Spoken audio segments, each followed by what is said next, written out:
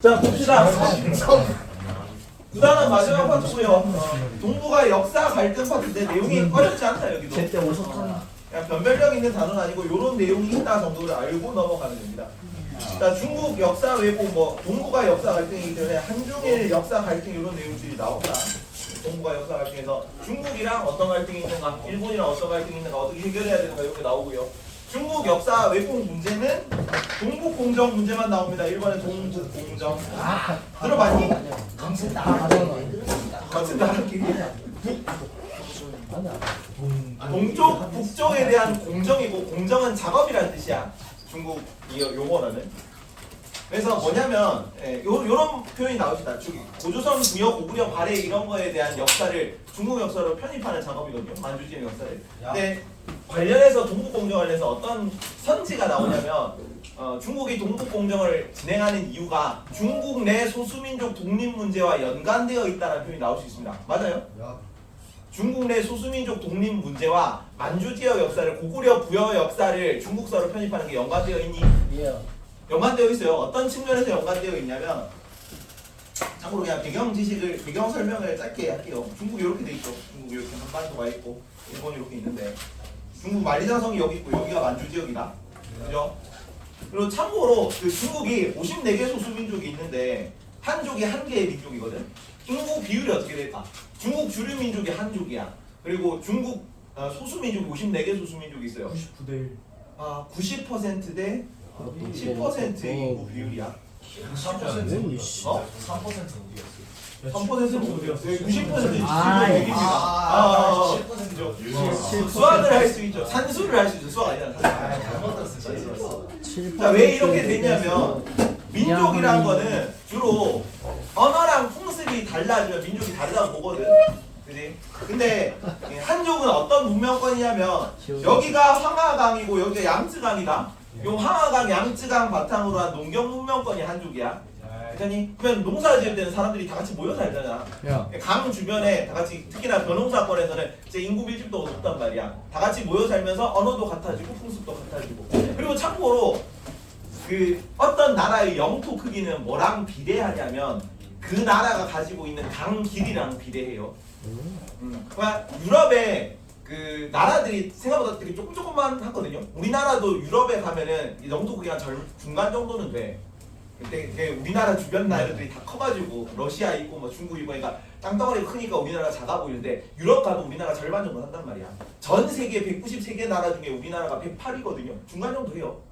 근데 유럽은 왜 그럼 조그만 나라로 갈라져 있지? 이게 큰 나라들이 없지? 큰 강이 없어서 그래. 큰 강이. 유럽이 생각해 보면은 다 이제 산맥 있고 섬 있고 반도 있고 다 갈라져 있단 말이야. 그래서 나라별로 좀 주요한 나라들은 큰 강 하나씩 끼고 나라가 성립이 돼 있어요. 러시아의 큰 강이. 러시아는 그냥 거기 시베리아 동토가 다 사람이 안 사는 지역으로 다 동일 생활권이다. 거기 시베리아가 거의 황무지예요. 거의 인구가 자체가 없고. 프랑스에는 뭐가 어떤 강이 유명했잖아. 라인강, 라인강. 독일이 라인강, 프랑스 센강, 그다음에 영국이 템즈강 이런 식으로 큰 강 하나씩 끼고 성장했어. 우리는 한강 문화권이 한강 문화권. 괜찮죠? 그래서 여기 중국이 양쯔강, 황하강 이런 게 되게 긴 강이기 때문에 요 전체가 다 동일 생활권입니다. 인구도 되게 많고. 근데 만주 지역 같은 경우에는 유목민족이잖아. 농사를 못 짓는단 말이야. 근데 유목민족은 계속 풀 뜯으면서 말, 양, 목축하면서 떠돌아다녀야 되는데 여기는 농경 지역만큼 인구 부양력이 안 돼. 그래서 인구가 커지잖아. 이 부족 규모가 커져. 그러면은 부족을 동일 부족으로 유지 안 하고 장남이 자기 이끄는 애들 데리고 분가를 합니다. 그지? 그러면은 분가를 해가지고 딴 데로 가면은 시간이 지나면 여기 언어가 달라지고 풍습이 달라지고 그러겠죠. 그럼 다른 민족이 된다고. 이해 갑니까? 받으시고. 그래서 여기는 다 이제 동일한 부족에서 출발했을지라도 언어가 달라지고 풍습이 달라니까 민족이 여러 개인 거지. 괜찮니? 근데 원래 중국은 한족 중심이기 때문에 2000년대 초반까지만 해도 역사 서술은 무조건 한족 중심이었습니다. 그러니까 칭기즈칸을 걔네 역사로 인정을 하긴 하는데 칭기즈칸 역사를 강조를 안 했어. 어떤 나라가 짱이었냐면 명나라 역사 짱, 송나라 역사 짱 이런 식으로 역사가 서술돼 있었단 말이야. 이해가니? 근데 2000년대 좀 초중반부터 어떤 일들이 좀 벌어지기 시작했냐면 소수민족 독립하면서 사실은 동북공정은 조선족 역사를 만주 역사, 조선족 역사를 중국사로 편입하는 건데 조선족은 중국한테 그렇게까지 큰 크리티컬한 문제는 아니에요. 지금 당장은. 왜냐하면 조선족은 옛날에 좀 많이 두드려 맞았거든. 두드려 맞아가지고 중국 내부로 동화가 많이 된 시점입니다. 그래서 내가 그 어렸을 때 그 중국 여행 가가지고 가이드가 마침 조선족 분이어가지고 물어봤단 말이야. 물어보니까 그 중국이랑 한국이랑 축구 경기하면 누구 응원해요? 여쭤보니까 중국 응원한다더라고. 그러니까 어떤 느낌이냐면 지금 내가 한국 사람인데 경상도 출신이잖아. 근데 경상도 사람이라는 정체성하고 한국 사람이라는 정체성하고 한국 사람이라는 정체성이 좀 강하거든요. 나는 경상도이다 이런 거에 대한 자부심보다는 이 너네들이랑 동질성이 더 강한 거지. 여기도 소수민족이 여러 개 있는데 조선족이라는 정체성보다 중국인이라는 정체성이 조금 더 강한 식으로 의식 구조가 형성이 돼 있더라고. 그래서 좀 웃겼는데 거기 가가지고 그 역사학과에서 막 이런저런 얘기하다가 만주지역 얘기가 나왔어. 안중근을 중국인 일본 항일 운동사로 가르쳐요. 안중근 조선족이잖아. 그죠? 안중근 조선족이죠. 근데 만주지역에서 독립운동한 거잖아. 그지? 그래서 중국의 항일 독립운동사로 안중근 역사를 가르치고 있는 조선족에서 그런 느낌이더라고. 여튼 그래서 조선족은 크게 문제가 안 되는데 사실은 뭐가 제일 문제였냐면 여기 어떤 나라가 있냐면 위구르라는 나라가 있어요. 위구르 신장 자치구다. 위구르 신장 자치구. 아래쪽은 티베트라는 나라가 있습니다. 예전에는 독립국이었어. 토번국이라는 독립국으로 있었습니다. 티베트 자치구도 여기. 근데 여기는 진짜 톡 건드리기만 하면 금방 튀어나갈 것 같이 지금 독립운동하고 있단 말이야. 중국에 대한 이제 통일 막 이런 걸 계속 고부하고 있단 말이야. 지금 티베트 지도자를 뭐라고 하는지 아냐? 티베트 지도자를 어떤 명칭으로 부릅니까?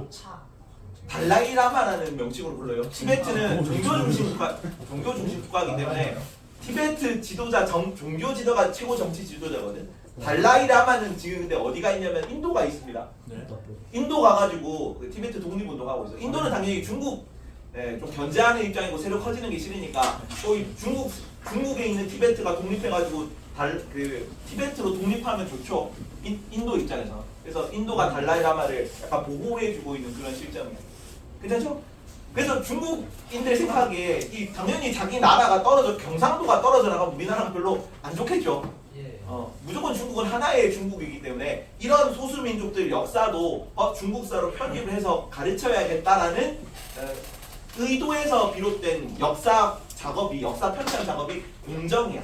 그래서 우리나라만 한 건 아니고 동북공정이죠. 우리는 동쪽 북쪽에 있으니까 만주지역 역사는 동북공정이고 서남공정은 티베트 역사 편입 시도입니다.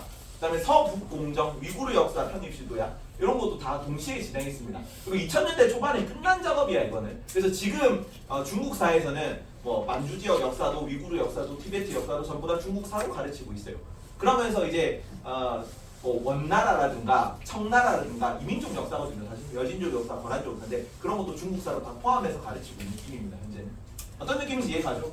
근데 그 과정에서 뭐가 중국사로 편입돼서 고구려 발해 고조선 역사가 중국사로 들어가니까 우리는 좀 빡치는 거죠. 그래서 한 2000년대 초반에 우리나라에서 어떤 방식으로 좀 대응했냐면 한국사 교육이 강화되는 것도 강화되는 건데 한국사가 의무교육화됐거든. 플러스 갑자기 발해 뭐 대조영 이런 이잖아. 타그놈의 스트리밍에서 유튜브 틀어보잖아. 스트리밍 전회차 시점 이러면서 대조영 막 역사 막 하고 고구려 역사, 고조선 역사 이런 거를 사극으로 쫙 편찬하고 시작했단 말이야. 그거 보면서 내가 이제 역사학과가 돼야겠다 이러면서 그랬던 시절이 있었어. 어릴 적에 50년 전쯤에 궁금한 게 친구들 막 명나라, 청나라 있고 같아. 아이 진짜 넘어갑니다. 아니 그거 진짜 궁금해가지고. 아니 너무 나라 있는데 춘추 전국 시대에 있긴 있습니다. 노나라가 있고. 지금 넘어가고요. 그래서 선제가 이런 식으로 나올 수 있다. 중국은 동북공정을 통해 고구려, 백제, 신라 등 한반도 역사를 중국사로 편입시키려 하고 있다. 맞겠니? X. 왜 X야? 어떤 거 바꿔야 돼? 백제와 신라. 백제와 신라 아니고 한반도 역사도 아니고 나라 이름 기억해. 고조선 역사 들어갑니까? 고조선 역사 중국사 편입 맞아요? 네. 맞아요. 만주 지역이잖아. 고조선, 발해, 구여, 고구려 4개다. 국가까지 다 기억해야 된다. 백제, 신라 들어가면 틀립니다. 이해가죠? X. 그리고 요거는 외워두세요. 요 비상교과에 나오는데 혹시나 요 동북 삼성 명칭이거든요. 동북 삼성 명칭 정도는 좀 알아두십시오. 여기가 만주거든요. 중국 동쪽 북쪽에 우리나라로 치면 도 개념인데 제일 큰 행정단위죠. 여기는 성이라고 부른다. 그래서 동쪽 북쪽에 있는 세 개의 성을 동북삼성이라고 부르고 그 동북삼성의 명칭 정도는 좀 알아둡시다. 어떤 성이냐면 야오닝 성이고요. 한자로 읽으면 요령성이라고 합니다. 요령성. 요령성 혹은 야오닝 성.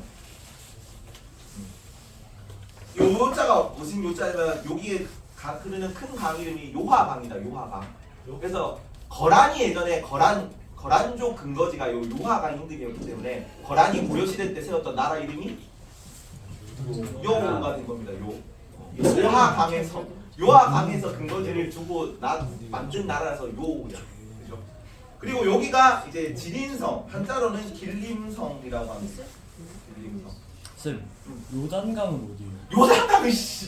요단강은 저 멀리죠. 요단강은 그 시리아 저쪽이야. 아 그래요? 이스라엘에 있어요. 이스라엘에. 아, 실제 강이죠. 요단강 건넌다 할 때 이렇게. 아 근데 왜 요단강 건너면 중요? 성경에 나온 강이에요. 성경에 나온. 그래서 그 서한 지구, 가자 지구 할 때 그 서한 지구가 요단강 서쪽에 있던 서한 지구야. 실제로는 그 이스라엘 동쪽에 있거든요. 요거랑 전혀 관련이 없고 요하강이라는. 그래서 요하강의 동쪽을 뭐라 그래? 요하강의 동쪽을 요동 지역 여기가 그래서 요하강 동쪽이 요기거든요. 여기가 고구려 영역이었다고. 그리고 요하강 서쪽이 요쪽이 요서 지역입니다. 자 그리고 여기가 길림성인데 길림성은 길림성을 한자 이게 중국어로 이르면 지린성인 거죠. 길림성 조선족 자치구가 여기 있다. 그래서 조선족들이 많이 사는 지역입니다. 그리고 예전에 고구려 그 국내성이 지안성 여기 있었어요. 고구려 유적도 많은 지역이기도 하고 여기 그 장군총 이런 거 광개토 대왕도 있고 그리고 그래서 요 서지방 요 동지방에 있는 거지. 이런 왜 이렇게 수업 깜짝이야. 그리고 마지막으로 이쪽이 헤이룽장성인데 한자로는 흥룡강성이라고 씁니다. 흥룡강성. 개간. 그 러시아어로는 아무르강 지금 러시아 땅도 겹쳐 있거든. 러시아 땅어로는 아무르강이라고 하는데 옛날에 여진족 부족 중에 여진족 그 다른 이름이 전신이 말갈족이거든요. 말갈 부족 중에 흑수말갈이라는 부족이 있었습니다. 왜 흑수말갈이냐면 흥룡강성에서 기반한 민족이라가지고 원래 문명들은 다 강 끼고 발달하잖아. 거란족이 요하강 끼고 발달했고 이제 말갈족은 흥룡강 끼고 발달한 거라서 그래서 흥룡강이 주요 강이라서 흥룡강성. 그래서 요 세 개 성이 있다 정도. 그리고 요거는 그냥 밑에도 같이 보고 와요. 이래 동부공정, 랴오닝성, 지리산, 헤이룽장성 역사 지리 민족에 관한 연구를 2002년부터 5년 동안 집중하고 본격적으로 해서 지금은 끝난 상태입니다. 그래서 그걸로 지금 중국은 교과서를 가르치고 있고 그래서 고구려와 발해 이제 우리 만주 지역 역사잖아. 헤이룽장성까지 확대해서 만리장성이 여기 원래 고구려 발해 땅에 만리장성 이남에 안에 있었다라고 얘기를 하고 있어요. 이 지역이 중국 고유용도로 주장하고 있고 그리고 문제가 너네 2028년 수능 통사 예시문항인데 너네가 앞으로 수능 공부를 어떻게 해야 되는지에 대한 경향이 잘 나타나 있어서 가져왔다. 아까 여기 어디야? 중국에서 연구사업을 진행한 기업 어딜까 여기 A 기업 중국에서 연구사업을 진행한 기업은 뭡니까? 일본이야 일본. 아니 이거 같이 풀어보자. 여기 안 어렵다. 하나도 안 어렵다. 중국에서 역사 연구 사업으로 진행한 기업이니까 동북공정이겠지. 동북공정. 아씨 아깝지. 문제 떼줄까요? 왜 일어나?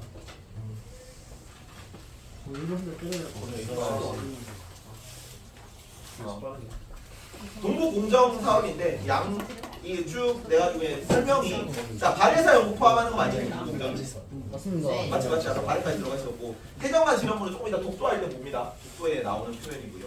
그다음에 A 지역이 냉대 기후에 속한다라고 돼 있는데 냉대 기후를 우리가 언제 배웠어요? 1학기 때 기후 파트에서 나온 거다. 근데 그거랑 연관해서 수능 통사 예시 문항이 나온 거다. 2년 후에 너네는 시험을 볼 때 수능 시험에서 단원을 안 가리고 나는 그냥 시험 문제를 낼 거야라고 얘기를 하고 있는 거예요. 아이고야. 이해가지? 그래서 어차피 근데 수능 범위가 전범위잖아. 근데 전범위에서 단원 안 가리고 이 단원에서 문제를 내는 게 아니라 선지 하나하나를 구성할 때 여기서 조금 가져오고 저기서 조금 가져오고 그럴 수도 있어. 그러니까 미리 대비해라고 얘기하는 거지.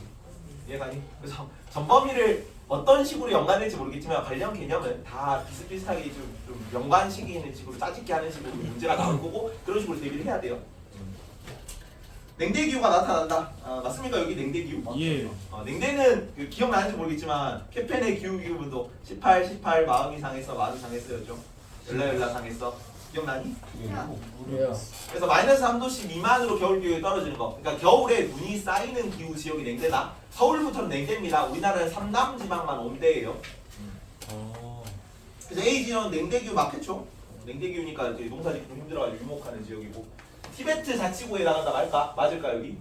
아니지. 티베트 자치구는 서남 공정하는 지역이다. 여기는 동북 공정이죠. X. 그래서 기읍, 디귿 같은 느낌으로 문제가 나온다네요. 넘어갑니다. 어렵진 않고요. 다음. 자, 아까는 중국과의 역사 갈등을 본 거고 일본과의 역사 갈등은 첫 번째로 독도 영유권 주장입니다. 독도. 독도는 밑에 조금 너네는 안 나오거든요. 너네는 안 나오는데 혹시나 나올 수도 있어가지고 언급만 하고 넘어간다. 너네 이거 외우라고는 안 할게요. 근데 보고만 넘어간다. 독도 관련해서는 조금 이따 자세히 보고 독도에 대한 분쟁 지역 가시도. 다음에 역사 교과서 왜곡인데 3번에 역사 교과서 왜곡. 자, 역사 교과서 어떻게 왜곡하는지 느낌만 봅시다. 이것도 어차피 동아 국가이기 때문에 너네랑 관계가 없긴 한데 이런 뉘앙스라는 거 알면 돼요. 자, 현행은 2019년 검정 통과인데 다수 조선인들과 중국인들이 강제적으로 끌려와서. 근데 뭐라고 바꿔줘? 동원대어로 바꿔줘. 조금 더 뭐랄까 강제성을 희석하는 거란 말이야.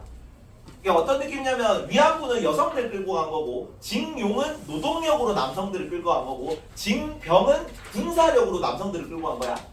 전부 다 강제성이 들어가 있어요. 이해가니? 근데 원래는 처음에는 일본이 어떻게 하려고 그랬을까? 처음에는 신청시. 지원 받았어. 근데 지원하려니까 여성이든 남성이든 강제로 걸려가지고 막 노동하고 군대에 막 하고 이래야 되는데 가겠니? 돈을 좀 줬지 지원되니까. 근데 돈을 줬는데도 지원율이 미미했단 말이야. 그래서 뭐 한 거야? 강제로 끌고 간 거죠. 근데 어디가 훨씬 더 압도적으로 비율이 높겠니? 당연히 강제적인 게 훨씬 압도적으로 비율이 높단 말이야. 근데 일부 지원 사실이 있죠. 그래서 이런 걸로 이제 지원 사실이 있어서 이거 강제로 한 거 아니다라고 일본이 주장하고 있는 중인 거예요. 괜찮니? 그래서 강제적으로 동원되어 바꾸고 여기도 병사가 된 조선의 젊은이들인데 지원해서 병사가 된 조선의 젊은이들이죠. 그리고 일본군 병사로 징병하여 라는데 징병이 빠졌죠. 그냥 전쟁터에 보내거나 했습니다로 바꿨으니까.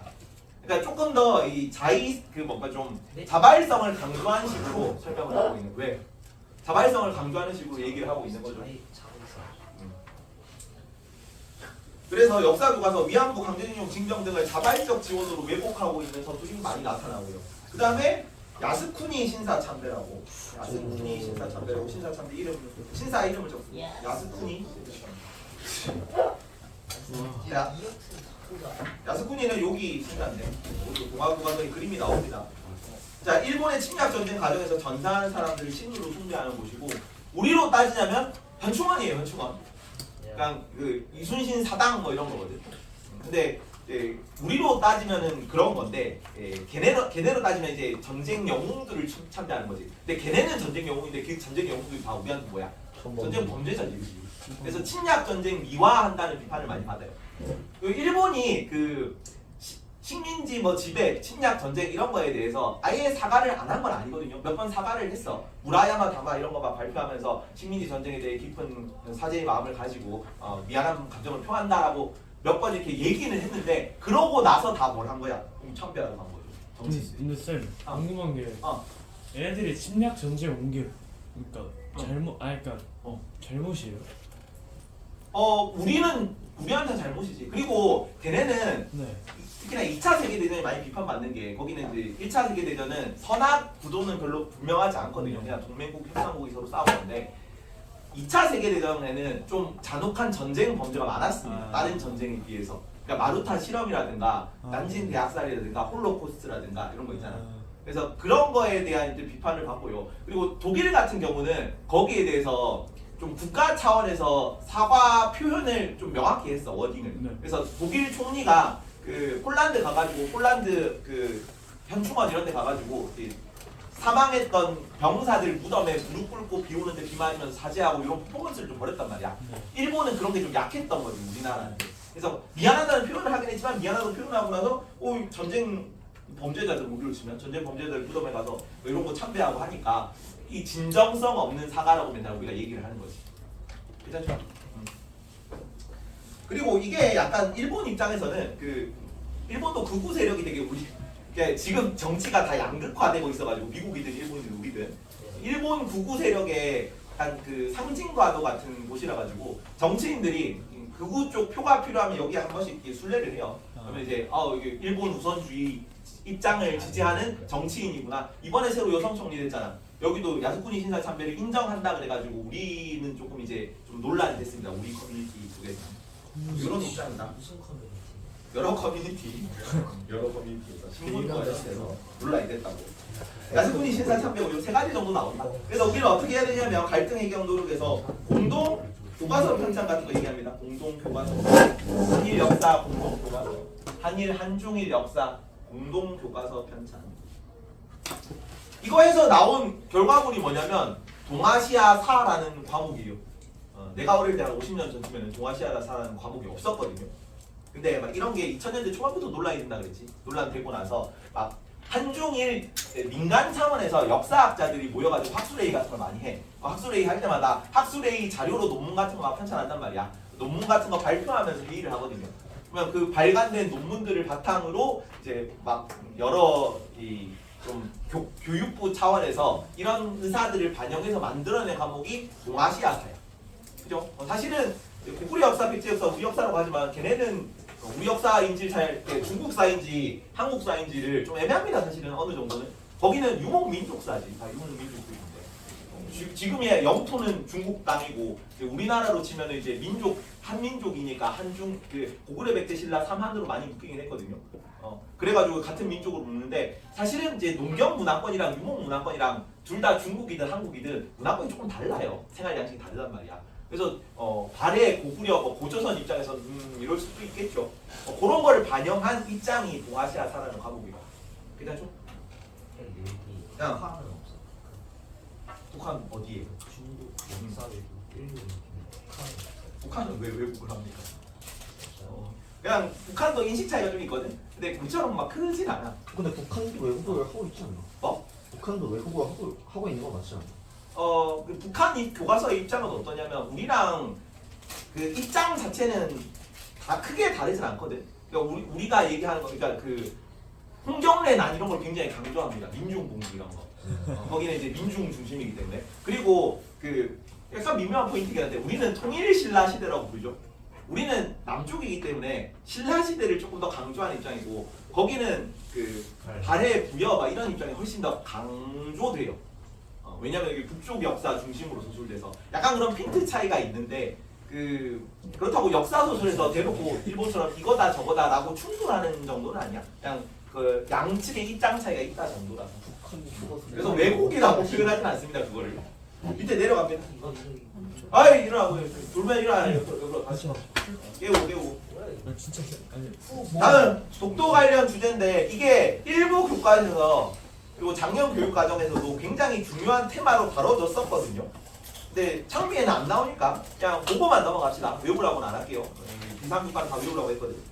여기 나오는 비상교과는 이렇게 나와있기 때문에 걔네는 뭘 외워야 되냐면 이런 문구가 나왔을 때 이게 어떤 책에서 나온 건지를 암기해야 돼요. 와우. 네, 한번 보고만 넘어가시죠.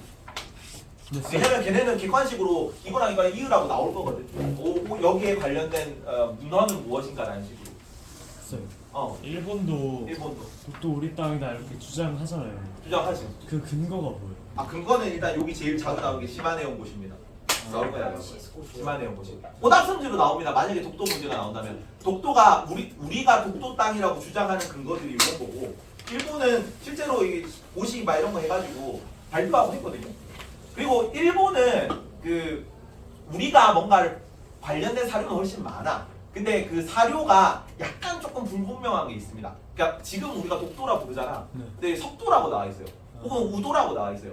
근데 그게 일본은 독도가 아니고 조그마한 여기 주변에 섬들이 무인도들이 조금 있거든. 바위 섬들이. 그 독도 아니고 뭐 그런 섬들이다. 독도는 우리가 먼저 이제 선정한 거다라는 식으로 하고 그리고 이전까지 우리 생활 영역이었던 건 맞는데 독도는 원래 무인도야 무인도. 거기는 지금 조선 독도 경비대 몇 개 있는데 땅 자체도 작고 그 안에서 자족할 수 있을 만한 환경이 안 됩니다. 예전에 민가가 들어서 지금이야 바깥에서 뭐 복급해주고 말하니까 경비대도 몇 있고 민가도 몇 채 있거든. 한 몇 채 있어요 진짜. 근데 그거를 이제 전 근대에 거기서 혼자 먹고 살고 할 수가 없는 환경이라서 계속 방치돼 있었고 근데 거기서 어업은 계속 우리가 했어요. 그래서 우리가 영유권을 주장할 수 있는 건 맞는데, 그리고 조선시대 때 우리가 한번 공도정책이라고 섬을 다 비우는 정책을 실시한 적이 있어. 그래서 일본은 야 너네가 영유권을 포기한 거 아닌가라고 이런 식으로 얘기를 하기도 하고, 그리고 무주지 선전론 이런 걸 얘기하면서 원래 우리가 무주지였던 독도 지역을 시마네 연고시로 우리 땅으로 편입한 거다라는 식으로 얘기를 합니다. 근데 이거 한번 내용을 봅시다. 한국 자료에서는 이제 세종실록 시리즈, 사실은 우리는 언제부터 나오냐면 그 신라장군 이사부 지하에서 웃는다 그때부터 나와요. 지증왕 때 그 우상국 정벌, 우상국을 정벌한 건데 우상국은 울릉도입니다. 울릉도 주변에 있는 그 부속 도서까지 다 영향권에 넣었다는 식으로 설명하는 거야. 근데 독도에게 일본 측에서는 야 그런 거 다 울릉도 얘기한 거잖아. 독도는 너네가 얘기 안 했잖아. 사실 얘기를 안 하긴 했거든요. 그런 식으로 서로 치고받고 있어요. 문헌 자체는 우리가 훨씬 풍부해 자료는. 근데 약간 불분명한 지점이 있어요. 근데 그거를 가지고 이제 일본은 이런 걸 좀 구체적으로 얘기했거든. 독도를 편입한다. 그래서 그런 거 가지고 싸우고 있는 중이에요. 얼굴에 고양이 뭐? 양이 뭐가 고양이야? 넘어가자. 세종실록 시리즈고, 세종실록 시리즈가 뭐라고 돼 있냐면, 우산과 무릉은 두 섬은 거리가 멀지 않아 날씨가 맑으면 서로 받아볼 수 있다라고 처음으로 문헌에 소개돼 있으며, 문헌에 소개된 거. 울릉도 독도가 매우 가까이 있다 그런 거 얘기하고. 이게 좀 자주 나오는데 우리가 가장 좋아하는 일본 측 독도 자료입니다. 왜냐면은 메이지 유신이 1868년이거든요. 일본 근대화가 1868년부터야. 그래서 이게 니폰 1818 니폰 연필들의 기억으로 완비합니다. 1868년. 왜냐면 이전까지는 다 막부 체제라서 무사들 집권하던 시기라서. 그래서 처음으로 일본 연필들이 개혁을 해가지고 메이지 유신하고 근대화 체제로 바꿨어. 자, 근데 근대 체제 하고 나서는 이전까지는 일본이 봉건 체제라서 막부가 에도를 통치하고 도쿄를 통치하고 나머지는 다 영주들이 다이묘라는 영주들이 지방자치를 했단 말이야.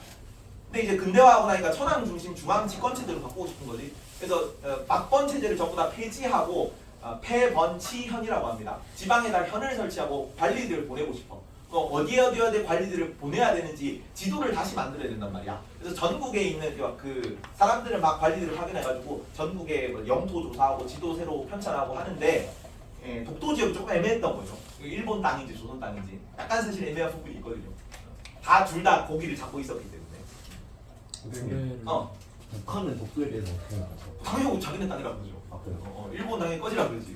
그러면 거기 독도와 관련돼서는 우리가 아무 갈등이 없습니다. 북한하고 일본. 북한하고 우리나라 입장이 당연히 같이 다. 그러면 독도가 남한 땅이라고 생각해요? 북한 땅이라고 생각해요?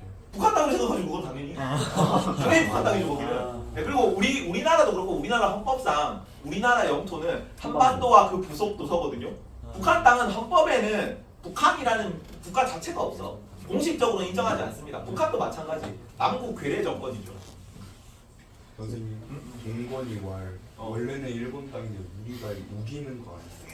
그건 아니고 네, 역사상으로는 우리 쪽에 좀 더 친연성이 야, 있고 이 연관성은 진내 사실은 새끼, 우리나라가 훨씬 더 나중에. 많습니다. 그리고 어차피 우리나라가 시료 지배 중이기 때문에 대부분의 나라들은 한국 땅이라고 생각해요. 동건이 왜냐면은 일본이 그냥 분쟁 지역화 시도하려는 거고 우리 측 입장이 훨씬 유리합니다. 그냥 계속 이 독도에 이게 일본이 이걸 국제사법재판소로 가져가가지고 뭔가 분쟁 지역화하고 싶은 거거든. 결판을 내고 싶은 거거든. 근데 만약에 국제사법재판소로 간다고 하더라도 우리 쪽에 승소해줄 확률이 훨씬 더 높아. 근데 우리가 굳이 그런 리스크를 감수할 필요가 없죠. 그래서 우리는 그냥 쌩까고 있는 중입니다. 우리 측 입장이 훨씬 유리해. 애초에 광복하고 나서 계속 여기다가 경비까지 주면서 계속 시료 지배 중이잖아. 이걸 가지고 이제 갑자기 일본이 독도를 자기네 땅으로 편입할 수 있는 좀 무리수는 없어요. 거의 그냥 언급 정도로 정치적 언사 정도로 하는 거죠. 그래서 물어봤거든요. 아까 토지 조사 딱 새로 하면서 태정관이라고 일본 측 최고기구입니다. 정치 최고기구. 이관 체제라고 하는데 신기관은 제사 지내는 기구예요. 천황 중심 기구고요. 그다음에 태정관이 우리로 치면 의정부야. 정치 최고기구입니다. 정치 최고기구에서 뭐라고 했냐면 물어봤거든.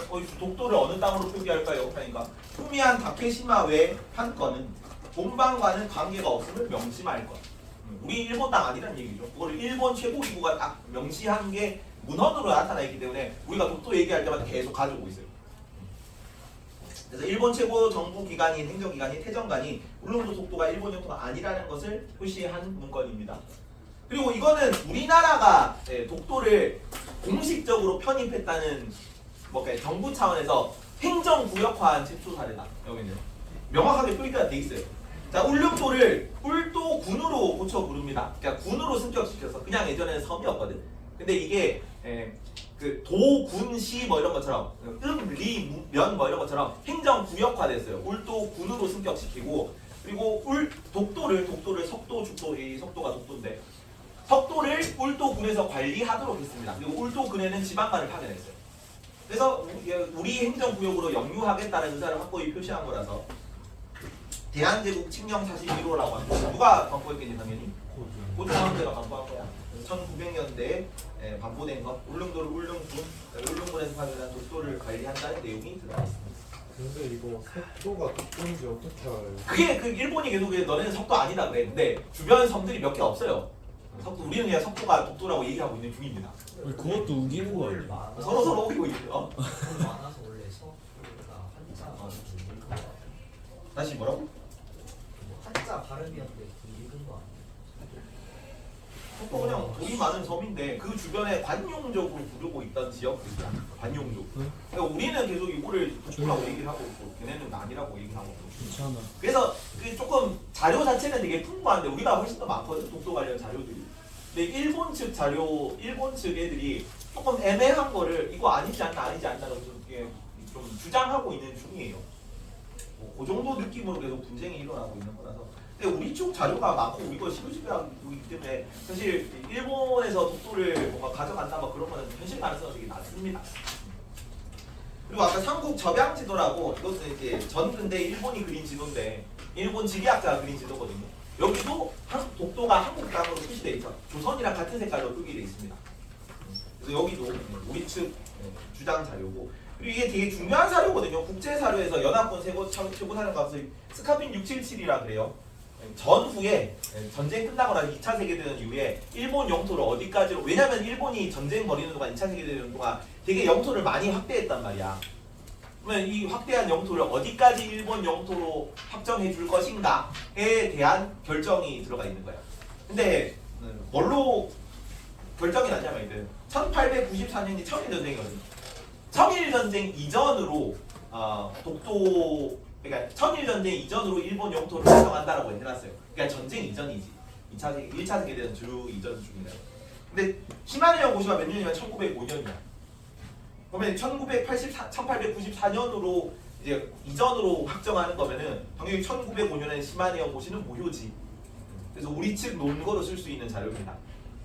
연합군 최고사령관 각서라고 해요. 그리고 이게 국제적으로 인정받은 선언이기 때문에 우리가 이제 혼자 주장하는 게 아니고 국제적으로도 이 근거가 있다라는 식으로 주장할 때 쓰는 자료. 그리고 시마네형 고시는 뭐냐면 이거는 오답선지다. 오답선지. 시마네형 고시는 일본이 독도를 일본 땅으로 편입한 근거예요. 자 그리고 요거랑 관련돼서 군사적 가치 얘기해서 미리 얘기를 합시다. 군사적 가치. 독도를 가지고 있는 게 어떤 군사적 가치를 가지고 있냐면 1905년이 몇 년도냐면 1904년도에 무슨 일이 있었니 사건이 국제적으로 러일 전쟁 시기다. 러일 전쟁 시기.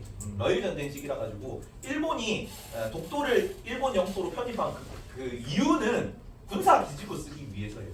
사실은. 자 요렇게 있죠. 당시에는 1차 세계대전 이전이기 때문에 공군이 없었습니다. 공군이. 그때는 다 뭐랑 뭐 군이야.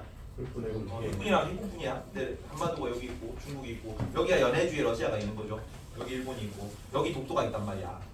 그럼 당시는 막 탐지 기술 이런 게 위성 막 이런 게 없었기 때문에 또 갑자기 막 러시아 애들이 또 해군 쳐들고 가지고 와가지고 막 일본 땅에 상륙하고 그럴 수도 있어요.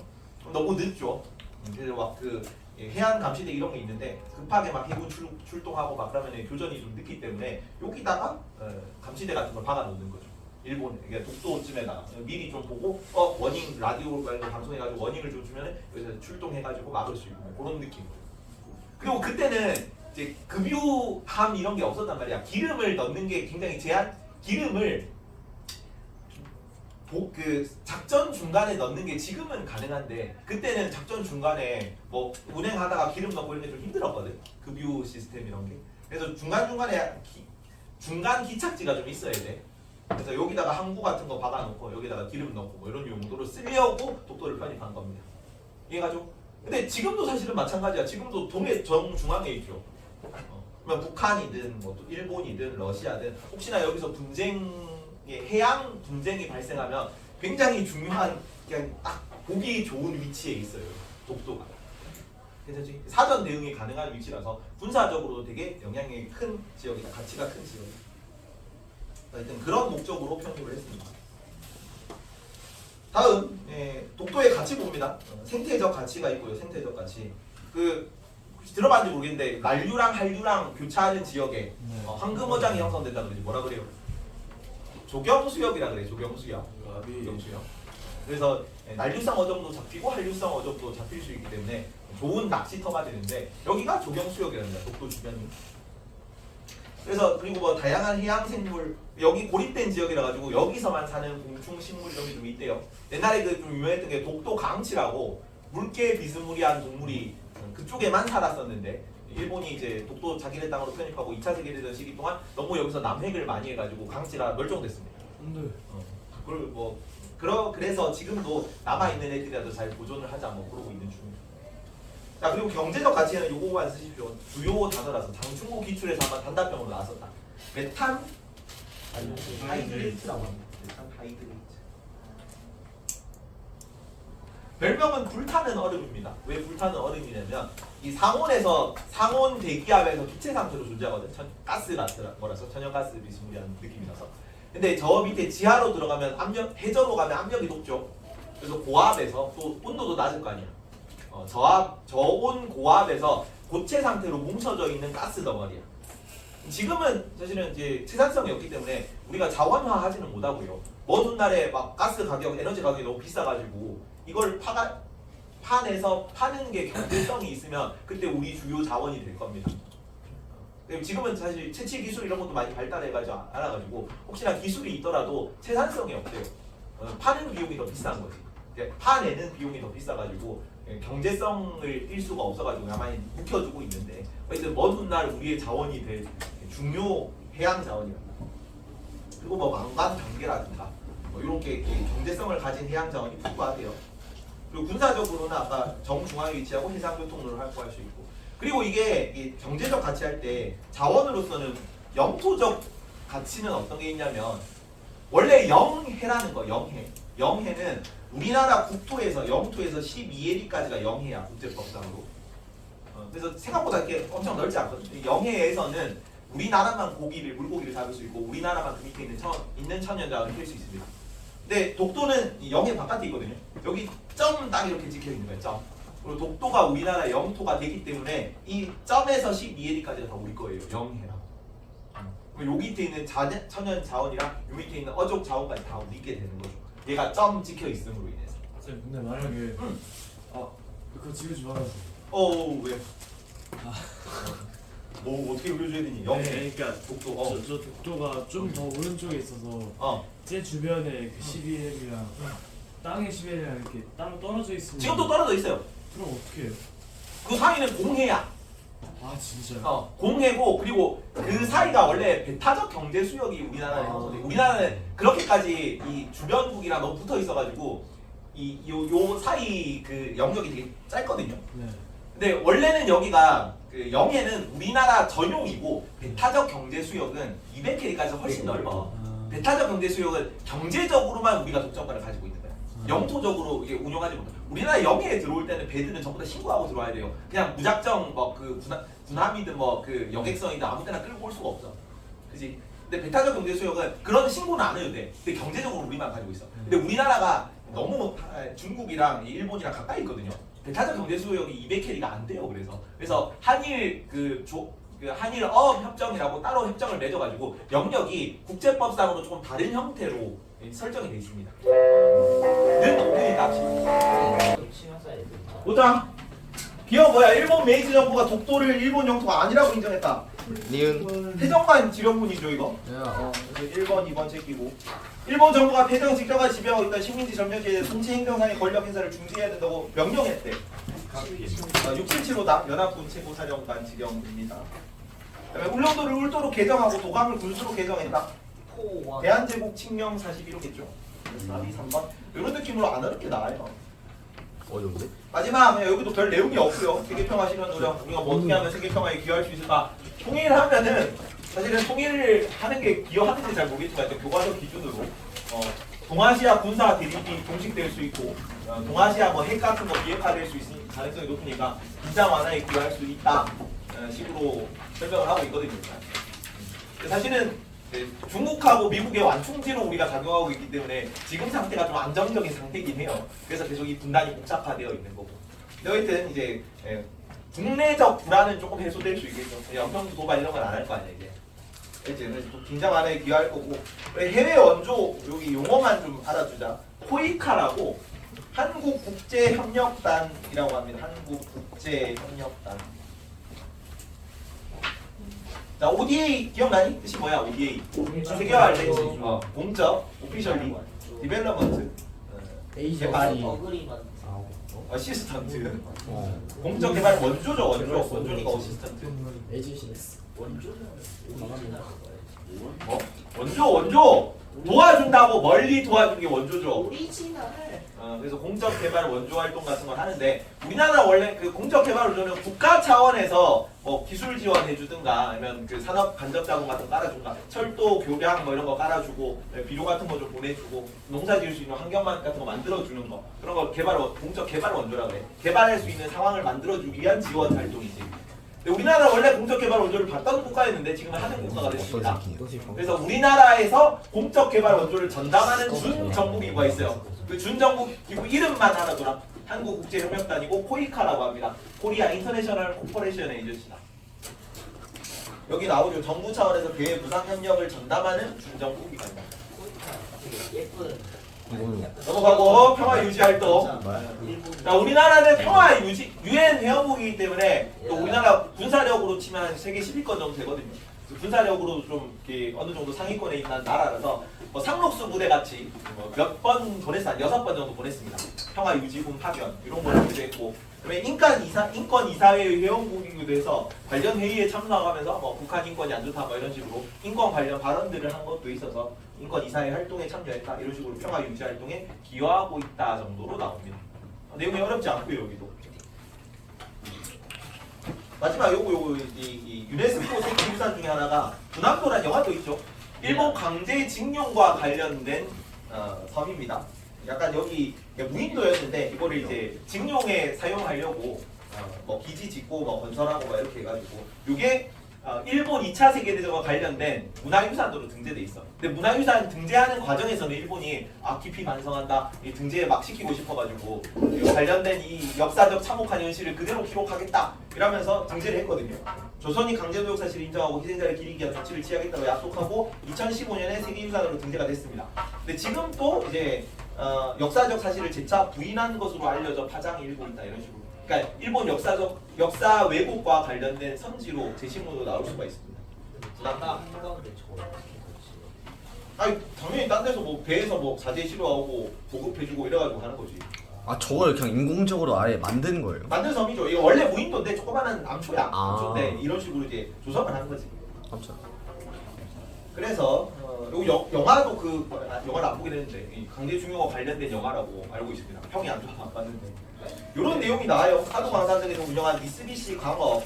이 미쓰비시 광업에서 옛날에 이제 2차 세계대전 시기부터 운영되던 유서 깊은 기업인데 당연히 이제 2차 세계대전 당시니까 전쟁 범죄에 나름의 기여를 했겠죠. 이 미쓰비시 광업이. 탄광 사업장에서 강제 노동한 피해자들의 유족이 손해배상을 소송을 했어요. 우리나라가 강제로 징용당했다고. 근데 국내 법원에 소송을 했고 국내 법원에서 원고 승소 판결을 내렸습니다. 강제 동원 피해를 입은 것을 인정하고 미쓰비시 광업에서 보상을 해줘야 된다라고 얘기를 했지 우리나라 법원은. 그래서 법원은 27일 일제 강제 동원 유족 피해자 9명이 광업을 상대로 제기한 손해배상 소송에서 6명에 대해 원고 일부 승소 판결을 내렸고 소송원이 각각 배상하라고 주문했습니다. 이거는 가끔씩 왜 내가 문제를 가져왔냐면 사회과 문제에서 배경 지식 없어도 풀 수 있는 문제가 제시문 독해로 나오는 수도 있습니다. 이거는 배경 지식이 난 필요 없거든요. 공부를 안 해도 맞출 수 있어. 근데 여기 있는 내용을 국어 비문학 독해식으로 제시문 통해 유추해서 옳은 거 아닌가 골라서 풀어야 되는 문제라서 이런 식으로 나오는 경향도 있어가지고 그냥 가져온 거야. 문제 유형이 이런 것도 있다는 걸 알려주기 위해서. 자, 그러면 법원이 이번 판단으로 역사 갈등이 해결되었습니까? 마지막 줄에 나오거든요. 나가사키 군함도는 2015년 유네스코 산업유산에 등재됐고 나가타현 사도 광산도 7월 유네스코 산업유산에 등재됐는데 이 두 건 모두 미쓰비시 광업이 운영한 사업장이고 일본 측이 강제동원을 인정하지 않아서 논란이 되고 있거든요. 이런 식으로. 그러면 논란이 되고 있으니까 역사가 이렇게 해결된 거 아니죠. 일본은 적극적으로 정부 차원의 공식적 사과 배상을 한 것도 아니죠. 계속 인정하지 않으니까. 강제동원 사실을 인정한 것이 판단의 근거가 되었다. 인정 안 했고. 강제동원 피해자가 사망하여 손해배상 사실을 제기할 수 없게 되었다는 뭐라고 나오냐면 여기에 소송의 강제동원 피해자 9명은 모두 사망해서 자녀들이 소송 원고를 참여했대요. 그래서 손해배상 소송을 제기할 수 없는 건 아니고 자녀들이 있죠. 마지막이 이제 한일 역사 인식을 공부하면서 역사 이후를 바로잡고 중국 역사 인식을 마련해주고 있다. 좋은 거 고르면 됩니다. 이런 거. 이야. 넘어가고. 끝. 아 그리고 혹시나 이게 답이 3이에요.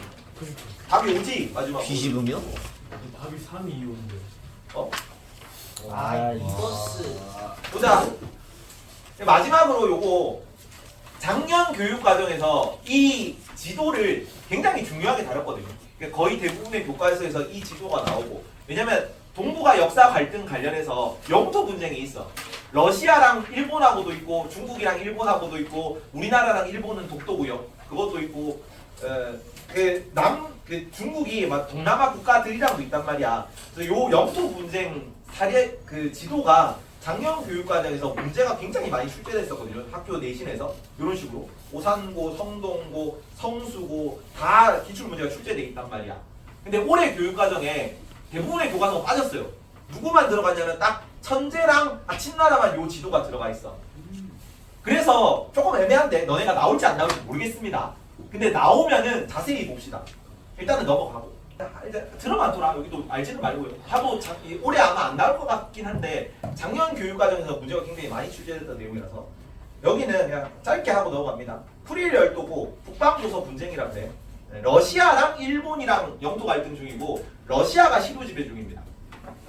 여기는 원래는 계속 일본이랑 러시아랑 여기서 왔다 갔다 지원아 조심. 이름 적고 왔니? 네, 잡았어. 받으시고. 그러니까 원래는 이제 러일 전쟁 이후로 일본 땅이 됐었거든요. 여기 러일 전쟁 이후로 쭉 일본이 가지고 있었는데 2차 세계대전 종전 직전에 거의 안 러시아가 일본에 선전포고하고 나서 선전포고하고 일본군 무장해제를 목적으로 강제로 밑으로 밀고 들어왔어요. 북한도 마찬가지. 북한도 좀 러시아가 웃긴 게 러시아는 사실은 여기 있고 독일이랑 계속 종부 전선에서 싸우고 있었거든요. 그러니까 유럽 전선에서 주로 독일군을 상대했던 애들이 러시아입니다. 근데 미국이 태평양 전쟁에서 일본이랑 싸우면서 러시아 빨리 참가해서 내가 도와줘 이러고 있었거든요. 근데 러시아가 계속 이게 알겠다 이러고 계속 선전포고를 안 했어. 언제 선전포고를 했냐면 핵 2방 두드려 맞았잖아 일본이. 핵 1방 두드려 맞고 핵 2방 두드려 맞기 직전에 선전포고했어. 그리고 일본이 거의 항복했을 때 밀고 내려와가지고 쿠리열도는 쏠랑 먹었습니다. 일본 입장에서 억울하죠. 억울해가지고 이거는 불법이다 얘기하고 있는데 어쨌든 선전포고한 상태로 전쟁 중에 점령한 지역이기 때문에 러시아가 자기네 땅이라고 시류호 지배 중이야. 쿠릴 열도고요. 북방도서 분쟁이라고 합니다. 센카쿠 열도는 여기는 여기가 남중국해 분쟁이고 난사군도 쪽이 시사군도 난사군도는 남중국해 분쟁이고 센카쿠 열도는 동중국해 분쟁이라 그래. 중국 동쪽에 있고 여기는 중국 남쪽에 있죠. 그래서 다오이라오는 중국 말이고 센카쿠 열도는 일본 말입니다. 그래서 중국이랑 일본이랑 갈등 중인 지역이겠죠. 그리고 일본이 시루 지배 중이에요. 여기는 원래는 무인도였거든요. 무인도였는데 일본이 2차 세계대전 당시에 쭉 이 동남아까지 이제 점령하면서 여기 있는 섬들을 거의 다 점령했어. 그래서 여기가 이제 그때부터 일본 시루 지배 땅이 됐고 중국은 그냥 별 관심이 없었거든. 그래서 가만히 내버려 두고 그냥 뭐 그렇지 하고 있다가 뭐부터 지금 여기 있는 남사군도도 마찬가지. 언제부터 이게 논란이 되기 시작했냐면 유엔이 괜히 막 해저 탐사 막 하고 다니면서 이 주변 전체에 해양 자원이 좀 많이 매장돼 있을 가능성이 높다. 이거 발표하고 나서부터는 일본이든 중국이든 동남아든 필리핀, 베트남 이런 애들이 다 우리 영토다 하고 있는 중입니다. 왜냐면 여기가 다 무인도예요. 무인도. 사람이 살 수 있을 만한 사이즈가 안 돼가지고 어차피 영토를 영유해서 얻는 이득이 없었거든. 이전까지는 전부 다 그냥 아무나 가져라 여기는 공예처럼 쓰고 있었는데 이제 여기 해양 자원이 있으면서 영토로서의 가치가 중요해졌죠. 그래서 갑자기 중국이 옛날부터 여기는 오키나와 주변이라 가지고 중국에다 조공을 갖췄던 조공국이다 이렇게 얘기하면서 분쟁 지역화하려고 여기서 시도 중인 거고 지금 여기는 일본이 시도 지배 중입니다. 쌤, 이 지도상으로 오키나와가 어디예요? 오키나와는 여기죠. 여기. 오키나와. 여기가 대만이고 여기가 오키나와입니다. 요쪽에 오키나와 요쪽에 있어서 오키나와 주변이라서 오키나와도 옛날에 중국 조공국이었거든요. 일본이 점령하기 전에. 여기가 대만. 그리고 여기는 시사군도 서사군도 다 남중국해라고 하는데 이름 정도만 알아둬라. 여기는 파라셀 제도, 파라설 제도, 서사군도라서 중국어로 서가 시거든요. 시. 그다음에 중국어로 남쪽이 난이야. 난으로 있습니다. 중국어로. 그래서 여기는 남사군도니까 남자니까 스프레이 뿌린다.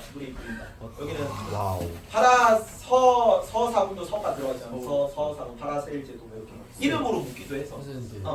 난사군도 시사군도 이런 거 다 중국말이에요. 난사군도라 시사군도 이런 거 다 중국말이에요. 중국말이지. 생가쿠랑 후릴도.